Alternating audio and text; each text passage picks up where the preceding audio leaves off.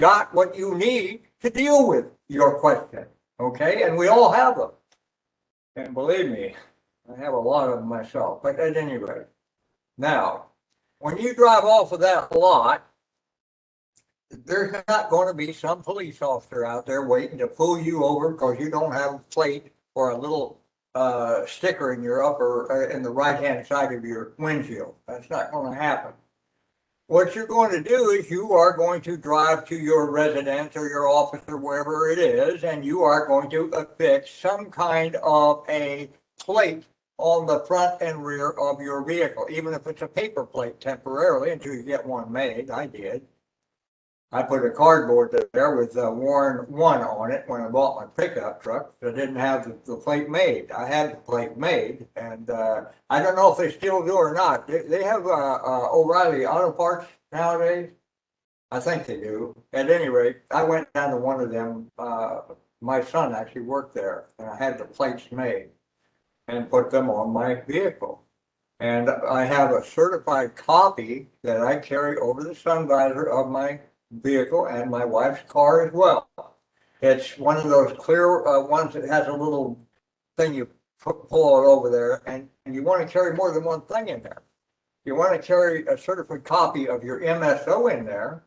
You want to carry your certificate of owners, the insurance, okay? You want to carry that in there. And you want to carry some kind of a certificate of identification in there, okay? So if you have a certificate of live birth, my recommendation is you take that down and you get certified copies made by a notary. The notary will actually copy that for you and notarize that and certify it as being a copy from the original, which the notary themselves did. But that is your proof of identity, because if you get stopped, that officer is going to ask you for proof of insurance, title, and identity. Those things are going to be asked for every single time you get stopped. And you're going to have those, in there. No originals. Don't carry anything original, because if they take it and don't give it back, you no longer have it. So if you have certified copies of everything, you have the original tucked away in a safe place where they don't know where it is and couldn't find it if they did know where it is, okay?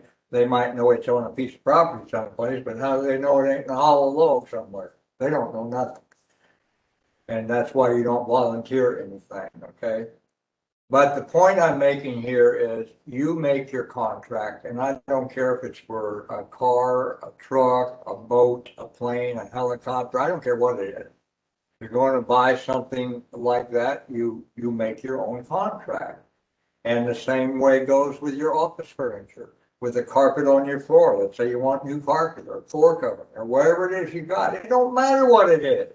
You make your own contract. And I told you what I did with my cell phone company. They said because I wanted all these phones, I wanted 10 telephones, one to give to each one of my children, my wife, and so on, and for myself, all right? But they had never done business with me, and I'd never done business with them. So I filled out their little application there that I wanted the phones, and they wanted to know what you want. Well, I want unlimited everything. I mean, if I want to call Europe in the middle of the night or in the middle of the day, I want to call Europe. So I want everything. Well, in those days, they were charging you for those calls quite dearly.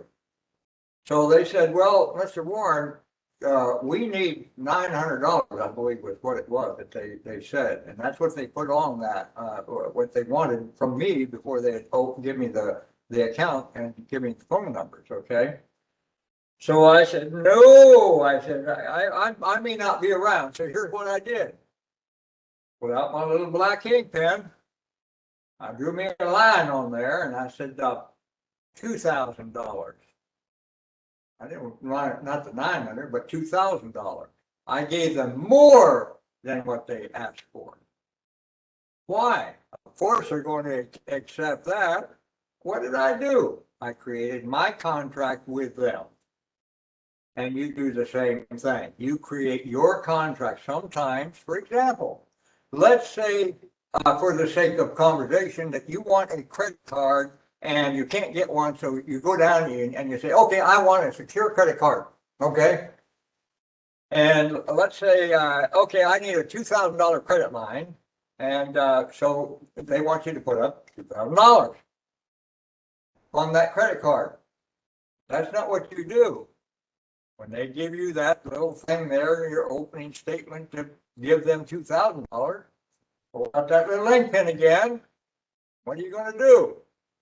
Draw yourself a little black line in there. But if they want $2,000, how are you going to put that in there? You're going to give them $4,000 or $5,000. So they're only going to give you a $2,000 credit line because that's all you asked for. But you're giving them more money than what they're securing the credit card for. Okay? You think they're going to take that? Absolutely, they're going to take that and be tickled plumb to death for it. But what have you done? The minute they accept that additional amount for the same amount of credit line you asked for, I'm giving you $4,000, but I only want $2,000 credit. But that way, if I'm default or I miss a payment because I'm traveling or whatever, the money's there to take care of it. You understand? Believe me, they're going to take it. So they're going to pull out, and that little blue ink pen you give them, they're going to snatch that out of your hand, sign that so fast, you think that paper is going to get up and run off. They didn't. Okay, and that's exactly what you do. You create your own contract, and this is why I wanted to come back to this. Whatever you do, I'm going to repeat myself for the 1,000th time.